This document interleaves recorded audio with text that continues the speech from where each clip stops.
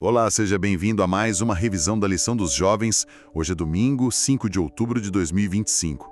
Hoje a gente vai, mergulhar fundo numa passagem que é quase um épico, sabe? Cheia de ação, mas também, com umas lições espirituais muito fortes. Êxodo capítulo 17, versículos 8 a 16. É aquela história famosa, né? A batalha de Israel contra Amaleque lá em Rifidim, logo depois da saída do Egito. E para a nossa conversa de hoje, claro, a gente tem o texto bíblico de Êxodo 17, mas vamos buscar também alguns insights de comentaristas, né, como Peter Pett, que faz uma análise bem textual, e o Matthew Henry, que foca muito na aplicação prática. E também, as perspectivas de Ellen G. White, do livro Patriarcas e Profetas. Ela traz uma luz diferente sobre as motivações, o significado mais profundo. E a lição desta semana até mencionou essa história, falando de liderança, citando uma tirinha. Bem interessante. Então, o nosso objetivo aqui não é só contar a história de novo. A gente quer, desempacotar as camadas, sabe? Entender o que aconteceu ali. Por que a Amaleque atacou assim, o que significa Jeová Nissi, e principalmente, quais lições ficam pra gente sobre fé, sobre comunidade, sobre perseverança, liderança e essa luta espiritual constante. Ok, vamos lá, vamos desempacotar isso. Então, para começar, vamos pintar o cenário. Imagina só, o povo de Israel tá lá, em Refidim, tinham acabado de passar por aquela crise da água, sabe? Deus tinha feito a água sair da rocha, mas eles estavam exaustos. Aquela jornada do Mar Vermelho até ali, foi puxada. Estavam ainda se adaptando à vida no deserto. Era um momento de respiro, talvez, mas também de muita vulnerabilidade.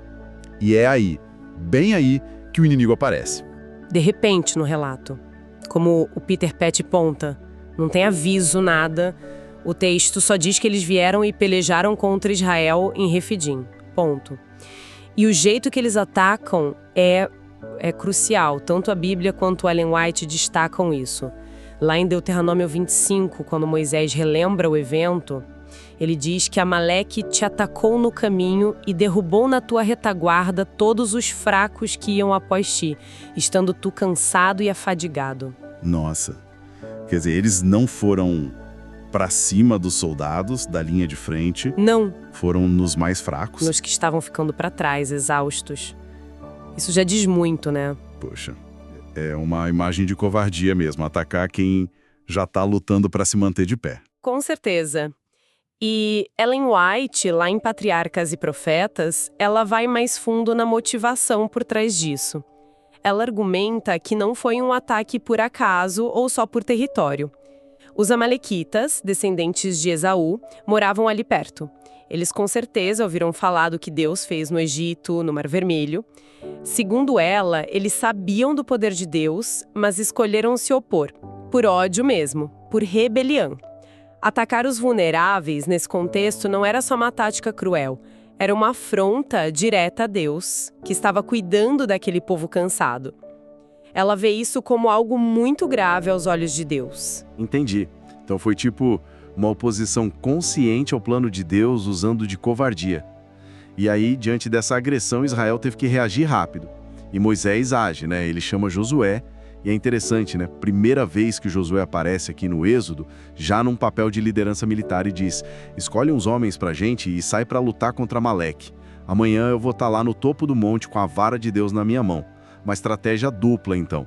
Exatamente, uma estratégia que combina, de um jeito muito claro, a ação humana e a dependência de Deus.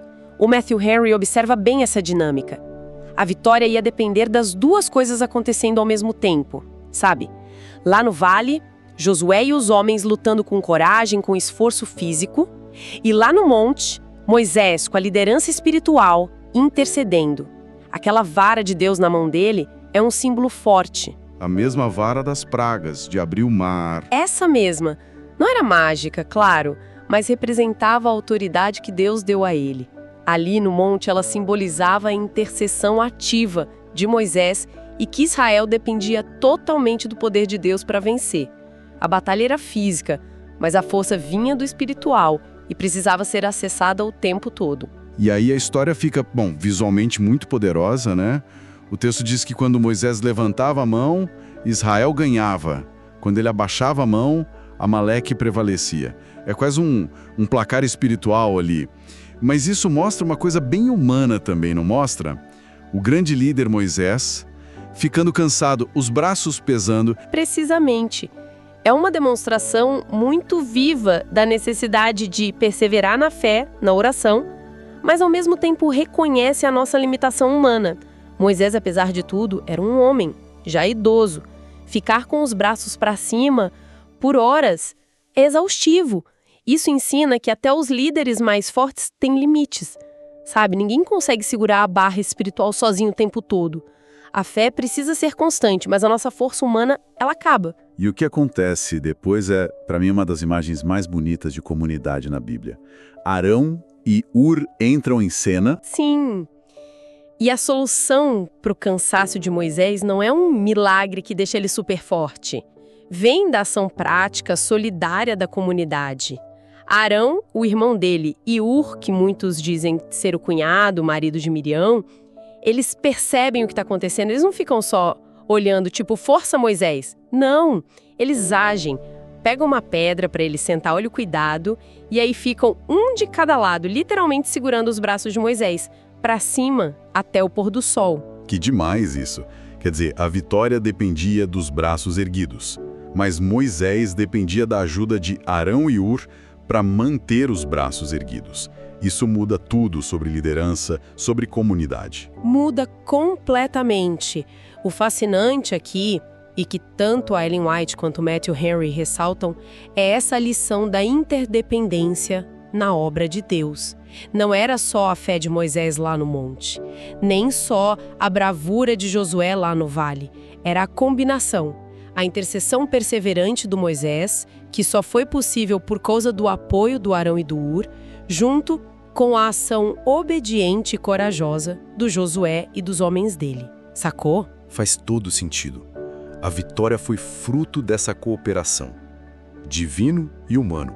Liderança espiritual e esforço coletivo. Nenhum deles sozinho resolvia.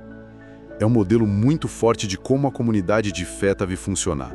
Um sustentando o outro, principalmente quem está na linha de frente ou com mais peso nas costas.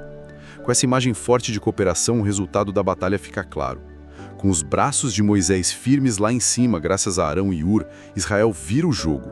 O versículo 13 diz que Josué desbaratou a Amaleque e a seu povo ao fio da espada. Vitória total. E o que Moisés faz quando desce? Não é uma festa, uma parada. Ele constrói um altar. Por quê? É um ato de adoração, de memória. Construir um altar era o jeito de marcar um lugar onde Deus agiu, onde ele se revelou, sabe? Um ponto de encontro, um lugar de gratidão. E Moisés não só constrói o altar, ele dá um nome muito, muito significativo. Jeová Nissi. A gente ouve esse nome, mas o que ele quer dizer exatamente? Qual o peso disso? Jeová Nissi é traduzido como "O Senhor é a minha bandeira", ou "O Senhor é o meu estandarte". Para a gente entender o impacto disso, tem que pensar no que era uma bandeira, um estandarte naquela época, principalmente na guerra. Era um sinal visível, um ponto para reunir as tropas, símbolo da identidade do exército, da autoridade do líder, da causa pela qual lutavam. Quando Moisés diz Jeová Nissi, ele está basicamente falando, olha, nossa identidade não está na nossa força. Nossa lealdade final não é um líder humano. Nossa causa, nosso poder vem do Senhor. Ele é nosso ponto de encontro. É sob a bandeira dele que a gente luta e confia. Nossa, que profundo. Não foi deles, nem da estratégia do Moisés, nem da força do Josué, mas foi Deus agindo através deles. O nome Jeová Nissi tira o foco dos humanos e coloca na fonte do poder. É celebrar a soberania de Deus e lembrar sempre que Ele tem que ser o centro de tudo. Uma âncora espiritual, sabe? Para gerações futuras não esquecerem de onde veio o livramento. Essa ideia de memória parece ser muito importante mesmo, porque logo depois Deus dá uma ordem bem específica para Moisés. Escreve isso num livro para memória e fala isso nos ouvidos de Josué, Êxodo 17:14. Por que essa ênfase toda em registrar? Essa ordem de escrever é fundamental e a Ellen White dá bastante peso a isso. Tinha um propósito duplo, assim. Primeiro, para gerações futuras de Israel nunca esquecerem como foi o ataque de Amaleque. traiçoeiro, cruel, mirando nos fracos, uma oposição direta a Deus. Era um testemunho contra a maldade, mas segundo e mais importante, para nunca esquecerem como Deus agiu para salvar eles quando clamaram e cooperaram com Ele com a oração e a luta. A memória da gente falha, né? A gente esquece rápido, tanto das dificuldades quanto dos livramentos. É verdade. O registro escrito seria um testemunho para sempre, um lembrete da fidelidade de Deus e da importância de confiar nele, mesmo quando a gente é atacado na nossa maior fraqueza. E era uma instrução direta para Josué também, o líder que ia levar Israel para Canaã, para ele saber desde o começo que as vitórias futuras iam depender da mesma fidelidade a Deus.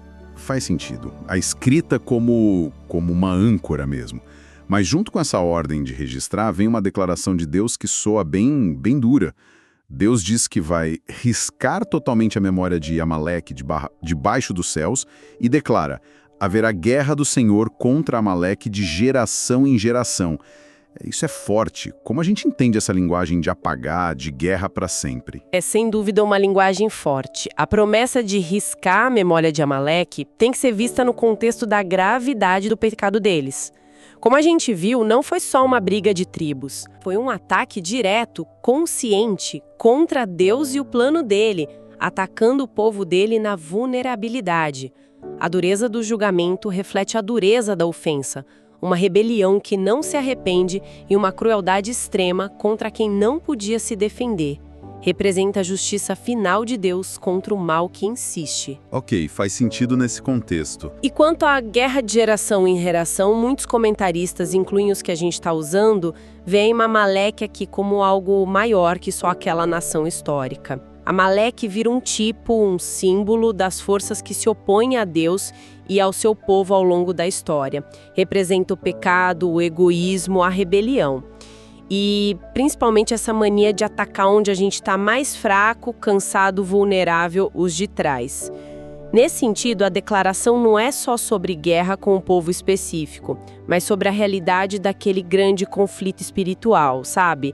Entre o bem e o mal que toda geração de cristãos enfrenta. A luta contra essas forças amalequitas dentro e fora da gente é constante. Exige vigilância, fé e confiar sempre em Jeová Nis, o Senhor nossa bandeira. Essa visão espiritual amplia muito as coisas. Então, trazendo tudo isso para hoje, a lição dessa semana usou essa história para falar de liderança, né? Com aquela tirinha sobre as qualidades para substituir Moisés. Coragem, perseverança, sem egoísmo, depender totalmente de Deus. Parece que tudo isso que a gente conversou em Êxodo 17 ilumina exatamente essas qualidades, né? Exatamente. Se a gente junta os pontos, as lições sobre liderança e, na verdade, sobre a vida espiritual de qualquer um, ficam muito claras. A dependência radical de Deus. Isso é o coração da história. Moisés no monte, a vara erguida. Não como mágica, mas como confiança total e intercessão. O nome Jeová Nis diz tudo. Nossa força, nossa identidade, nossa vitória vem dele. Sem ele como nossa bandeira, a gente está perdido. Totalmente. A perseverança na fé e na ação é essencial, mas reconhecendo o limite humano. Moisés precisou perseverar, mas cansou. A lição é dupla. Persistir sim, mas ter humildade para saber que a gente precisa de ajuda. Humildade e comunidade. Coragem e ação prática são indispensáveis. A fé do Moisés no monte precisava da luta do Josué no vale. Deus age, mas ele chama a gente para agir também. Fazer nossa parte com diligência. Fé sem ação fica faltando algo. Com certeza. A consciência da luta contínua contra as forças que nos atacam na vulnerabilidade. Amaleque, como símbolo, lembra que o mal muitas vezes ataca onde a gente está cansado, distraído, os de trás. Precisamos ficar ligados e proteger nossas fraquezas. E por último, talvez a imagem mais forte, a importância insubstituível da comunidade e do apoio mútuo. Arão e Hur segurando os braços de Moisés. É o exemplo máximo de como a igreja-comunidade deve ser. Líderes precisam de apoio. Todos nós precisamos de irmãos para nos sustentar quando a barra pesa na luta espiritual. Nossa, que resumo! Não são qualidades abstratas, né? São princípios práticos, relacionais, que formam uma liderança boa e uma vida espiritual real para qualquer um que quer seguir a Deus nesse mundo cheio de desafios. Refidim é um retrato pequeno da jornada cristã. E pensando nisso tudo, o jeito como Amaleque atacou os fracos, os cansados, os de trás, deixa uma pergunta meio incômoda, mas necessária para a gente refletir. Não é só uma pergunta, é quase um chamado à ação que sai dessa história. Se Amaleque representa as forças que exploram a vulnerabilidade, como é que a gente pode hoje ser intencionalmente diferente? Como podemos, individualmente e como comunidade, não só identificar nossas próprias fragilidades espirituais, nosso cansaço, mas ativamente proteger e fortalecer quem está passando por mais fragilidade entre nós? Em vez de ser como Amaleque, que pisa em quem está caído, como podemos ser como Arão e Hur, aqueles que percebem a necessidade, chegam junto e dão suporte prático, espiritual, para segurar os braços de quem está quase desistindo da luta? Ser esse tipo de comunidade. Isso sim é viver de verdade sobre a bandeira de Giovanice. Que reflexão poderosa para a gente levar. Como podemos ser Arão e Hur uns para os outros, especialmente para os mais vulneráveis? Fica aí para a gente pensar. Obrigado por acompanhar a gente nessa análise de Êxodo 17. Até amanhã no próximo estudo. Até mais!